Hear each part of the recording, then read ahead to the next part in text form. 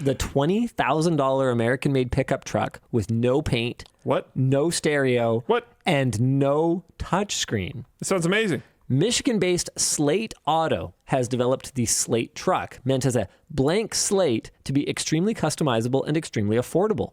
It's expected to be sub 20 grand after federal incentives, assuming those stick around, aiming for a production start in 2026. Instead of steel or aluminum, the body panels are unpainted molded plastic, or as Slate calls them, injection molded polypropylene composite material. The unpainted body was designed to take advantage of the trend of vinyl wrapping cars. They offer vinyl wrap kits directly, or you can DIY it. There's a configurator that is live on their site right now. Oh, personalize your Slate. Let's go. Boom. Slate Truck. Environments. Color dip.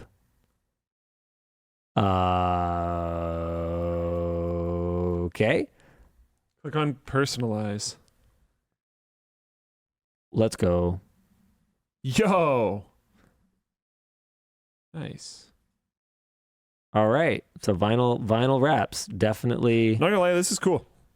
Okay. They even show like if you don't want to like go through all the work of getting like very legitimate speakers, you can just do this.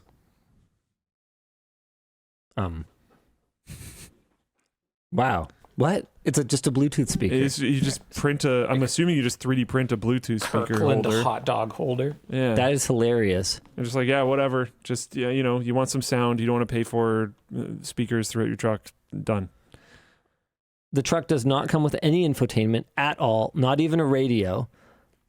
Slate intends to make information regarding basic repair and maintenance available through a Slate University, and they have a partnership with already established nationwide service centers for work on things like the high voltage system or for customers who just want the work taken care of. They will not be doing sailors through a dealership, but through direct sales online and pickup locations similar to Tesla. So discussion question here is, would you buy a vehicle that is lacking everything but the absolute basics? If you did, would you intend to drive it as is, or would you upgrade it / make it your own? I'd upgrade it and make it my own. And I would absolutely buy one. Yeah. Sick. This actually seems super cool. Like, it's one of those, like, yeah, for real though. Like, I already have a phone. Yeah, whatever. Or a tablet. But like and you could set up a screen in there that you connect your phone to that just like makes your phone screen bigger and more easy to interact with. Like, that's fine, but you can set that up yourself. Or you just get one of those and you're totally fine. Look, actual buttons I am for AC control. 3,000,000% sure someone will come out with some, maybe Slate will themselves, some way to add like proper speakers. Whatever. This seems legitimately pretty cool.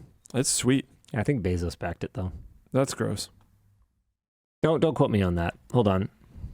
Slate Truck. Bezos. It's still cool. Bezos backed, yes.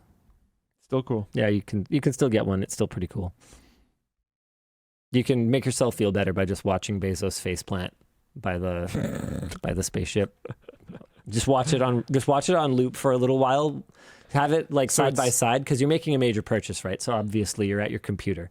So you just put Bezos face planting as your sort of Subway Surfers on the side, and then you configure your Slate Truck, and that's fantastic. Kind of cancels it out. That's good. The truck is all electric, carrying a 52.7 kilowatt hour battery that powers a single rear motor, producing 201 horsepower and 195 foot-pounds of torque. Acceleration from stop to 60 miles per hour would take about 8 seconds, which if this was 20 years ago would be like amazing. So it's probably fine. You're probably okay. Relax. Driving range is estimated at 150 miles. And there's an optional 84.3 kilowatt hour battery, which will increase the range to 240 miles. Oh, that's pretty good. There's also a dual motor all-wheel drive powertrain that is potentially in the works. And it charges with Tesla-style ports.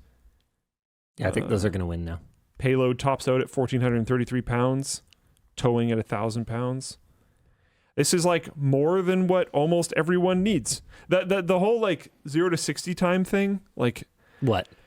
It's cool. Most people aren't going to really care. I think we got past a point where it really matters to the vast majority of people now. Mm-hmm. And if you want to have fun with your Porsche, go for it. I do. But like most people that want a $20,000 truck, like, dude, can it get up to speed within a safe period of time on the highway? Yes. Cool. I'm like, outside of that, doesn't really matter much.